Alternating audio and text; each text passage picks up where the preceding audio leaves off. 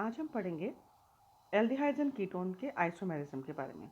हम जानते हैं कि जनरल फार्मूला जो होता है एल्डिहाइड्स एंड कीटोन्स के लिए वो होता है CnH2nO।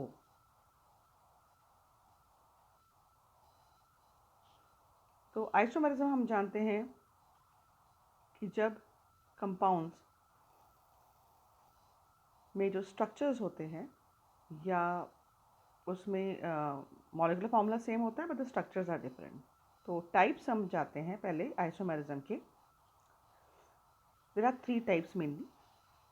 पहला है चेन आइसोमेरिज्म, दूसरा है पोजीशन आइसोमेरिज्म और जो तीसरा है वो है फंक्शनल ग्रुप आइसोमेरिज्म। यानी श्रृंखला isomerism is the chain isomerism, position स्थिति आइसोमेरिज्म और फंक्शनल ग्रुप आइसोमेरिज्म हो गया क्रियात्मक समूह समावयवता। तो ये 3 प्रकार की समावयवता हो गई, चेन, पोजीशन एंड फंक्शनल। तो सबसे पहले हम उदाहरण लेते हैं चेन का, उदाहरण लेते हैं चेन समावयवता का। उदाहरण में लेते हैं हम ब्यूटेनॉल या ब्यूटेनॉल या ब्यूटेनॉल का लेते हैं, पहले एल्डिहाइड का लेते हैं। Let us take for aldehyde chain isomerism. पहले सामान्य सूत्र लेते हैं, हम जानते हैं इट इज़ CnH2nO, तो C4H8O हो गया इसका। तो पहले तो हम एक स्ट्रेट चेन बनाकर इसको लिख सकते हैं, एल्डिहाइड हो जाएगा वो CH3CH2 CH2 CHO यानी ब्यूटेनॉल।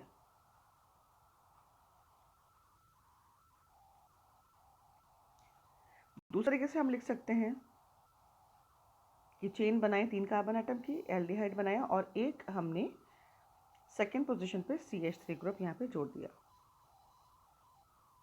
तो ये चेन में अंतर हो गया। इसके अंदर स्ट्रक्चर किस तरीके से परिवर्तित है, इन दोनों में चेन के रूप में परिवर्तित है। एक में स्ट्रेट है और एक में ब्रांच्ड है। तो ये तो स्ट्रेट हो गया और ये ब्रांच्ड हो गया। ये वाला पहले वाला कहलाता है ब्यूटेनॉल और दूसरा वाला का नाम हो जाएगा, स्ट्रेट चेन 3 कार्बन एटम की तो प्रोपेनॉल हो गया और दूसरे पर मिथाइल उपस्थित है तो हो जाएगा 2 मिथाइल प्रोपेनॉल, 2 मिथाइल प्रोपेनॉल। ये हुआ चेन आइसोमेरिज्म यानी श्रृंखला समावयवता। अब हम देखते हैं दूसरा,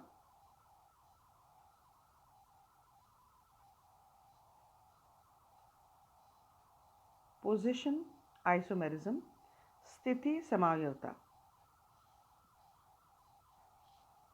यानी पोजीशन जो है वो अलग अलग होगी। तो कीटोनों में स्थिति समावयवता का एक विशिष्ट प्रकार की समावयवता भी कहते हैं इसको, जिसको दूसरा नाम हम दे सकते हैं, इट इज़ मेटामेरिज्म। मेटामेरिज्म में हम ये जानते हैं कि जो कोई भी ग्रुप होता है उसके दोनों तरफ जो एल्किल समूह हैं वो अलग अलग होते हैं। Let us see for example, अगर मैं ईथर का एग्जांपल लेती हूँ, जैसे मान लीजिए कोई भी फंक्शन ग्रुप है तो मैंने ईथर एग्जांपल लिया, इधर O है तो इधर R और ये R है, ये सेम हो गए। अगर दूसरा हुआ तो ये R1 R2 यानी फॉर्मूला सेम रहेगा। जैसे अगर हम इसी में लें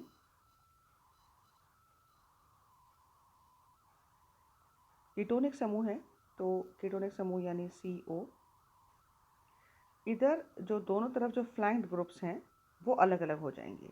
लेट अस टेक, अगर इधर है C2H5 और इधर भी है C2H5,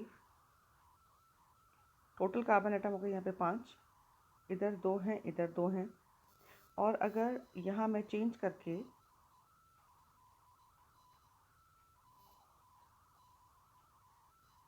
इधर लेती हूँ CH3 और इधर लेती हूँ C3H7,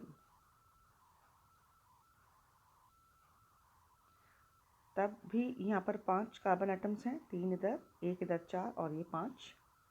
तो ये मेटामेरिज्म हो गया, यानी इस कीटोनिक समूह के दोनों तरफ जो एल्किल समूह हैं वो डिफरेंट होंगे। तो ये पोजीशन आइसोमेरिज्म कीटोन्स में एक तरीके से स्पेशल टाइप ऑफ आइसोमेरिज्म है जो मेटामेरिज्म टाइप शो करती है।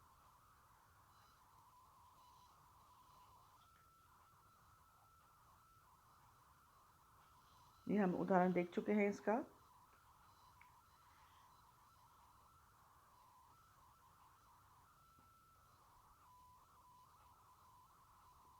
ये वाला है कि इसमें थर्ड पोजीशन पे CO उपस्थित है एक स्ट्रेट चेन के अंदर, और दूसरे वाले में सेकंड पोजीशन पे उपस्थित है CO। तो ये मेटामर्स हो गए, क्योंकि इधर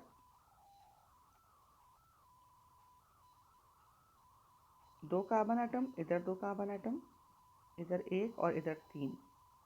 तीसरे टाइप की समावेशता इसी के साथ अगर पोजीशन में हो जाएगी तो हम एक ब्रांच चेन बना लें। तो इधर भी तीन है, लेकिन यहाँ पर आइसोप्रोपाइल है, तो ये भी एक प्रकार की पोजीशन आइसोमेरिज्म ही हो जाएगी। मतलब इस CO के दोनों साइड में अलग ग्रुप है। तो ये हुई पोजीशन आइसोमेरिज्म यानी स्थिति समावेशता। अब हम आते हैं थर्ड फंक्शनल ग्रुप समावेशता या फंक्शनल ग्रुप आइसोमेरिज्म, क्रियात्मक समूह समावेशता। यानी मॉलिक्यूलर फॉर्मूला तो होंगे सेम, लेकिन क्रियात्मक समूह भिन्न होंगे, अलग अलग होंगे। तो हम इसके अंदर ले लेते हैं एक सिंपलेस्ट उदाहरण। जनरल फार्मूला लेते हैं C3H6O। ये इसका जनरल फार्मूला हमने ले लिया है। तो हम एक बना सकते हैं जिसमें स्ट्रेट चेन हो, तो CH3 CH2 CHO, ये हो गया एल्डिहाइड।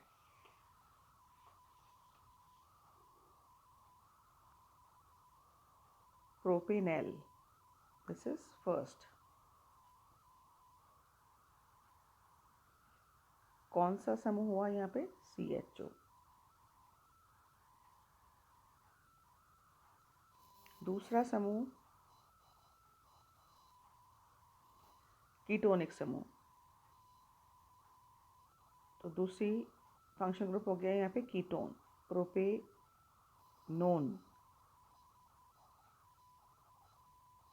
कीटोनिक समूह। दूसरा क्रियात्मक समूह हो गया इसमें। Late us see the third one, ये इपॉक्साइड। तो इपॉक्साइड में हम जानते हैं कि दो कार्बन एटम एक ऑक्सीजन से ब्रिज से जुड़ा हुआ होता है। तो ये हो जाएगा फंक्शनल आइसोमर इस प्रोपेनॉल और प्रोपेनोन का, यानी प्रोपाइलीन ऑक्साइड। तीसरा हमारा हो गया प्रोपाइलीन ऑक्साइड।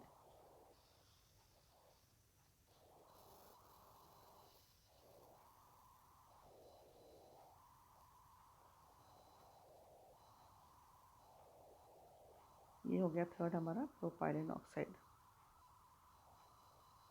तो पहला है प्रोपेनॉल,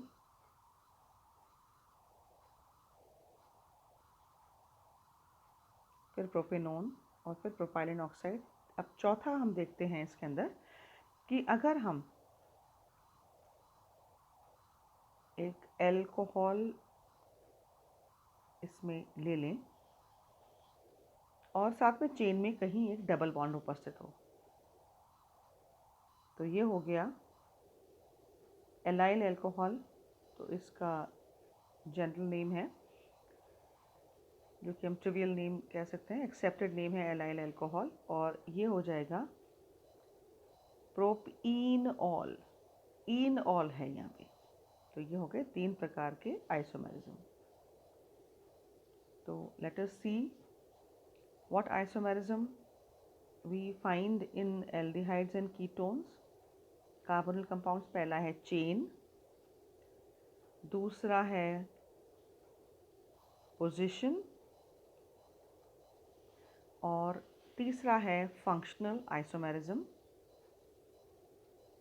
पोजीशन आइसोमेरिज्म को हम मेटामेरिज्म भी कहते हैं। मेटामेरिज्म यानी किसी भी एक ग्रुप के दोनों तरफ एल्किल समूह अलग अलग होते हैं, भिन्न होते हैं, तो हम उसको मेटामर कहते हैं। तो तीसरा हो गया अपना फंक्शनल आइसोमेरिज्म। तो टोटल 3 हम यहाँ पे देख सकते हैं, श्रृंखला, स्थिति और क्रियात्मक समूह समावयवता। ये आइसोमेरिज्म के बारे में आज हमने पढ़ा।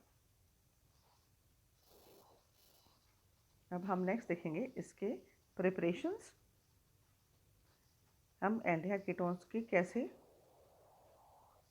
प्रिपेयर कर सकते हैं उनको।